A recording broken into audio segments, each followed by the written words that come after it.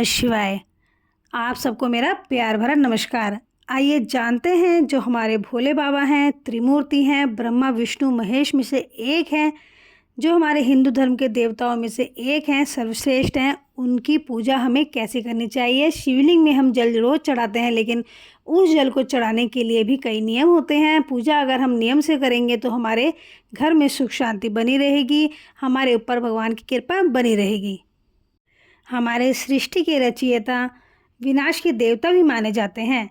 इसके पीछे भी एक कारण है। यह विनाश रचनात्मक होता है, जो पुराने को नष्ट कर नए को जन्म देता है। कहते हैं हमारे भोले बाबा बहुत ही भोले हैं।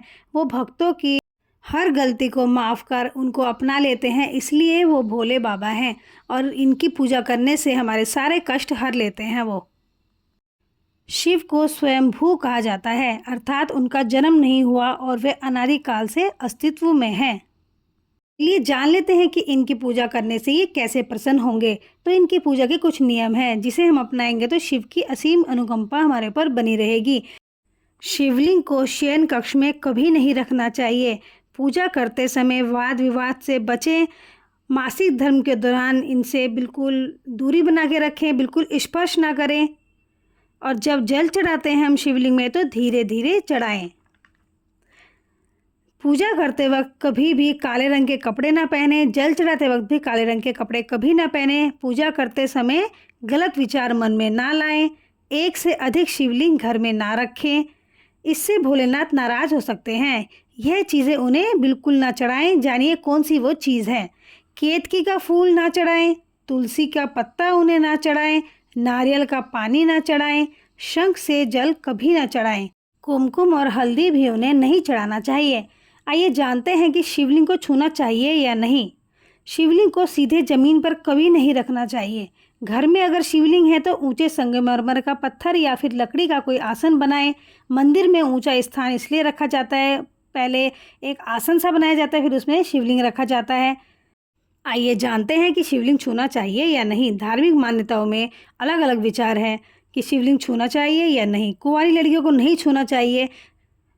पति पत्नी एक साथ छुए या फिर सुहागन स्त्रियां शिवलिंग को छू सकती हैं। कुछ लोग नंदी मुद्रा में भी छूने की अनुमति देते हैं। कुछ लोग मानते हैं कि अगर श्रद्धा भाव से स्त्रियां शिवलिंग छूती हैं तो उन्हें मना नहीं करना चाहिए।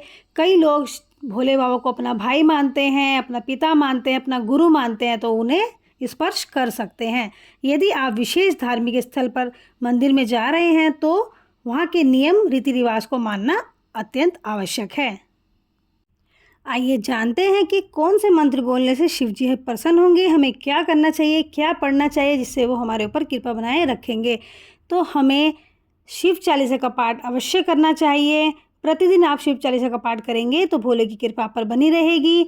सबसे प्रमुख और शक्तिशाली मंत्र है ओम नमः शिवाय, और साथ ही ओम त्र्यंबकम यजामहे सुगंधिम पुष्टिवर्धनम उर्वारुकमिव बंधनान मृत्यु मृक्षे मामृतात्। यह अकाल मृत्यु से बचाता है।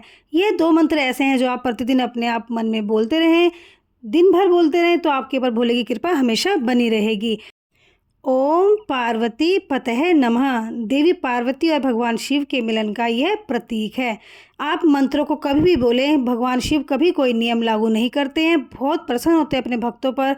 तो इस मंत्र को आप कभी भी अपनी इच्छा अनुसार मन में बोलते रहें, कहीं भी बोलें। इससे आपको अकाल मृत्यु से ही बचाएगा। आपके ऊपर भोले की कृपा हमेशा बनी रहेगी। ओम नमः शिवाय।